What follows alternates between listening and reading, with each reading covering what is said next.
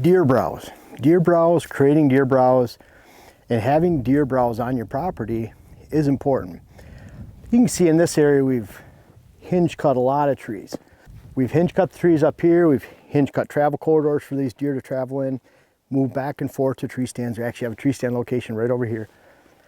Well, bottom line is we're hinge cutting these trees because we want those hinges and those trees staying alive.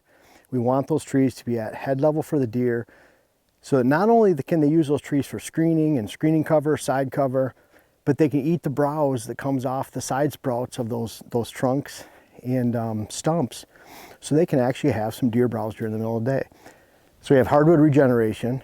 We have briars popping up within that hardwood regeneration. We have shrubs coming in, even the honeysuckle that's in here and the leaves that the deer eat. The deer love those honeysuckle leaves during November, is a form of daytime browse. But you've probably heard areas where let's keep it the natural way. Let's create a lot of deer, daytime browse, and that's all you need on your property. Who cares about food plots and even native habitat plantings, apple trees, oak trees, acorns? And really when it boils down to it, daytime browse, deer browse is really just one form of deer food that they need on a daily basis. They need deer browse back in their bedding areas, but when it comes to their afternoon food source and nighttime food sources, they need something better. If you're on private land, there's a lot of times that you can actually create a lot of deer movement with deer browse, and it's going to be very specific for certain times of year. Now, say take right now, for example, we're in early April. There's not much in the woods. Spring green up is obviously not taking place yet, and there's not a lot of deer food and certainly no green for them to eat. But look at all the tracks in here from the deer that are taking advantage of both the side cover and of the browse during the daytime hours. Now, all these deer here, we rarely get a picture up here during the night because all the deer are going down to the valleys below and feeding in the food plots and then in the ag fields at night. So daytime browse is great, but folks, I'm here to tell you, if you're only focusing on deer browse on your land and those cuttings and those hardwood cuttings, boy, a neighbor half mile away, neighbor 2 miles away that has an extensive food plot program can really pull the majority of the deer that would otherwise be on your land away, and they're the ones dictating what's going on with the herd.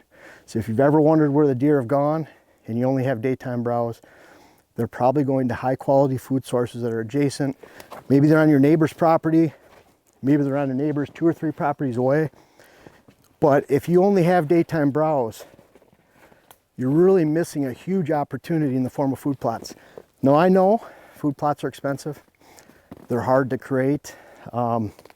If you only have hardwoods and you have to bring a dozer out to create those food plots, it can be a lot of resources that you'll spend to create those food plots.